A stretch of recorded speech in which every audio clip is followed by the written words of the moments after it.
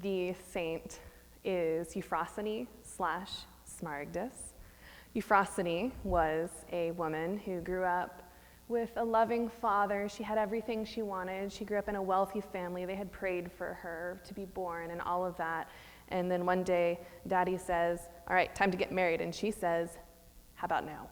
And she runs away and cuts off all her hair and joins a monastery and starts using the name Smaragdus. And at this point, Lesser Feast and Fast actually switches pronouns and starts referring to Smaragdus as he. So I will be using he, him pronouns for Smaragdus.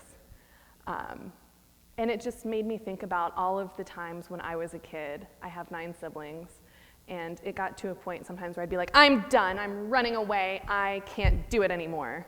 And it makes me wonder if anybody else had that experience, because I know I'm not the only one. 2 of my sisters also tried to run away.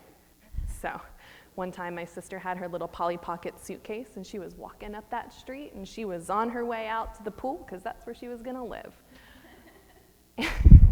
And thinking about that makes me wonder, when do we tell our parents, no, I'm not going to do that?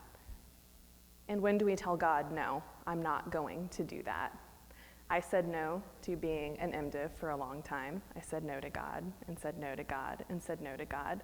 And I'm still standing in front of you preaching today as an MDiv. So how do we carry the weight of expectation of our parents and our siblings and our seminarian friends and our aunts and our uncles and everybody else that we know? It took 4 of us to carry the cross on Friday. We couldn't do that alone. And even with Charles on one side of me and Greg on the other side, it was still really, really heavy. And I could only carry it for 2 stations before someone had to come and tap me out, because I couldn't do it alone. So when we say no to God, and the burden of expectation continues to weigh on us, we start to burn out a lot faster. But saying yes is also so difficult. I don't know that we necessarily need to cut off all of our hair and change our pronouns and join a monastery to say yes to God. Sometimes the yes is small.